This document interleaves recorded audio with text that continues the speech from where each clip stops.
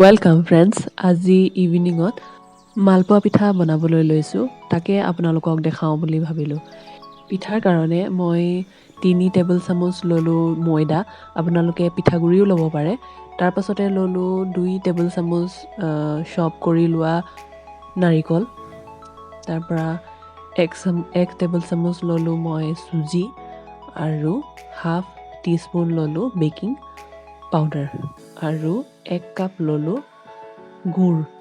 গুড়খিনি মই অলপমান পানী দি লৈ পেলাই এনেকৈ গোটেইখিনি সানি লৈছোঁ গুড়খিনি ভাঙি যোৱালৈকে মই এনেকৈ মিলাই ল'ম তাৰ পাছতে মই আকৌ অকণমান পানী দি লৈ পেলাই এইখিনি এটা পাতলা বেটাৰ বনাই ল'ম বেছি ডাঠ হ'লে পিঠাটো ভিতৰলৈ নিসিজা হয় সেইকাৰণে অলপমান পাতলাই হ'ব লাগে বেটাৰটো এতিয়া মই অলপমান ৰিফাইন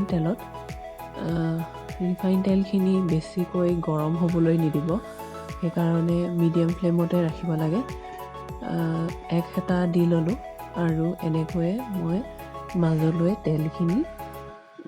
হেতাখনেৰে উঠাই দি থাকিলোঁ তাৰপাছতে ওলোটাই দিলোঁ এয়া চাওক মোৰ পিঠাটো হৈছেই এনেকৈয়ে কিন্তু অলপ সময় পিঠাটো তেলতে অলপ সিজিবলৈ দিব লাগে নহ'লে ভিতৰৰখিনি নিসিজা হৈ থাকে সেইকাৰণে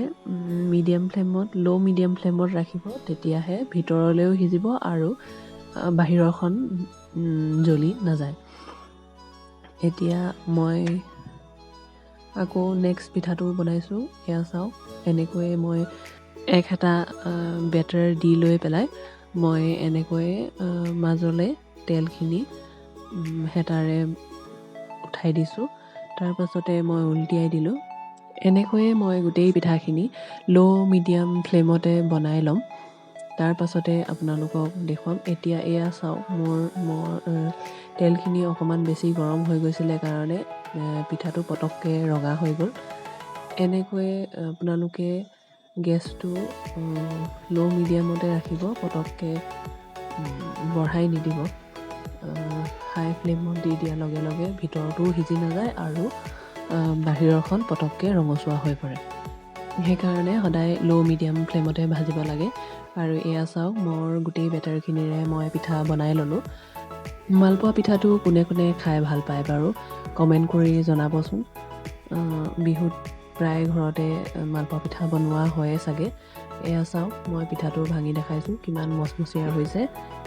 ভিডিঅ'টো যদি আপোনালোকে ভাল পালে তেনেহ'লে প্লিজ লাইক শ্বেয়াৰ আৰু ছাবস্ক্ৰাইব কৰিব থেংকছ ফৰ ৱাচিং